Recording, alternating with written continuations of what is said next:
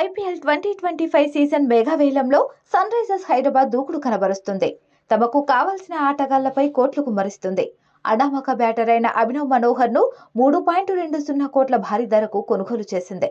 30 లక్షల కనీస ధరతో మెగా వేలంలోకి వచ్చిన అభినవ్ మనోహర్ కోసం సన్ రైజర్స్ హైదరాబాద్ తో పాటు Gujarat Titans, Chennai super Kings, RCB, KKR పోటీ పడ్డాయి. దాంతో అతని ధర అమాంతం పెరిగింది. ముందుగా ఆర్సీబీ బిడ్ వేయగా ఆ తర్వాత సీఎస్కే, గుజరాత్ టైటాన్స్ రేసులోకి వచ్చాయి. చివరకు సన్ రైజర్స్ హైదరాబాద్ 3.20 కోట్లకు సొంతం చేసుకుంది.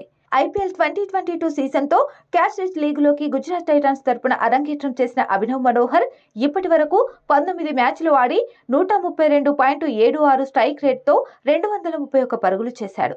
మిడిల్ ఆర్డర్లో సెట్ అవుతాడనే ఉద్దేశంతో అభినవ్ మనోహర్ ను సన్ రైజర్స్ ఎంచుకుంది. అభినవ్ మనోహర్ తో పాటు మరో అనామక ప్లేయర్ అథర్వ టైన్ ను అతని కనీస ధర 30 లక్షలకు కొనుగోలు చేసింది. వేలంలో Sunrisers owner Kavya Maran చురుగ్గా వ్యవహరించింది. దాంతో కావ్య పాప తన మార్కు సెలక్షన్ తో ఆకట్టుకుందని నెటిజన్లు కమెంట్ చేస్తున్నారు.